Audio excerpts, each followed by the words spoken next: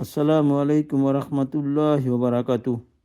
হজরত মুআজ ইবনে আনাস জুহানি রাদিয়াল্লাহু আনহু হইতে বর্ণিত আছে যে নবী করিম সাল্লাল্লাহু আলাইহি সাল্লাম বলিয়াছেন, যে ব্যক্তি 10 বার সূরা কুল হুয়াল্লাহু আহাদ পড়িবে, আল্লাহ তাআলা তাহার জন্য জান্নাতে একটি মহল বানিয়ে দিবেন।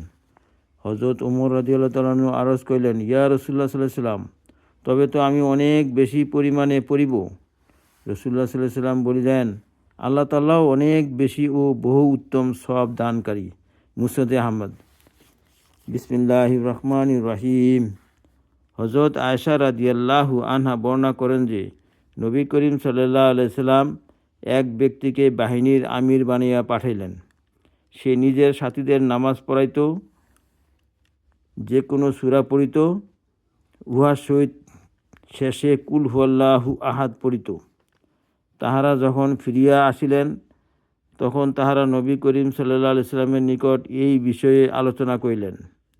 তিনি বলিলেন, তাহাকে জিজ্ঞাসা করো, সে এরূপ কেন করিত? লোকেরা তাহাকে জিজ্ঞাসা করিলে সে উত্তর দিল যে, এই সূরায় যেহেতু রহমানের গুণাবলীর বর্ণনা রহিয়াছে, সেহেতু আমি উহা অধিক পরিমাণে পড়িতে ভালোবাসি। নবী করিম সাল্লাল্লাহু আলাইহি সাল্লাম বলিলেন, তাহাকে বলিয়া দাও যে আল্লাহ তাআলাও তাহাকে ভালোবাসেন। বুখারী। ইয়া আল্লাহ, আমাদেরকে আমল করার তৌফিক দান করুন।